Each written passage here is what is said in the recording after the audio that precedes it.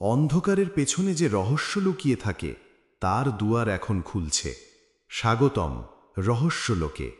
গ্রামে এক পুরনো কবরস্থান। রাতে এখানে কেউ যেতে সাহস করে না।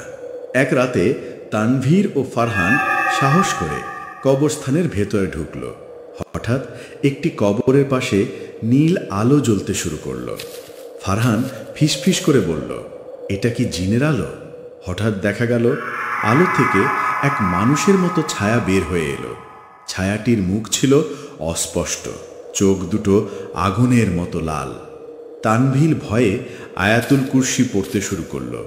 ছায়াটি চিৎকার করে গাছের ডালে উঠে গেল। গাছের ডাল থেকে ফোঁস ফোঁস শব্দ শোনা যাচ্ছিল। ফারহান ভয়ে দৌড়ে বেরোতে চাইল, কিন্তু বাতাসে যেন কেউ তাকে আটকে রাখল। তানভীর জোরে সূরা ফালাক পড়তে লাগল। হঠাৎ নীল আলো নিভে গেল। কবরস্থান নিস্তব্ধ হয়ে উঠল। দূরে মসজিদের ফজরের আজান ভেসে এলো। ছায়াটা ধোঁয়ার মতো মিলিয়ে গেল। গাছ আবার স্বাভাবিক হয়ে দাঁড়ালো।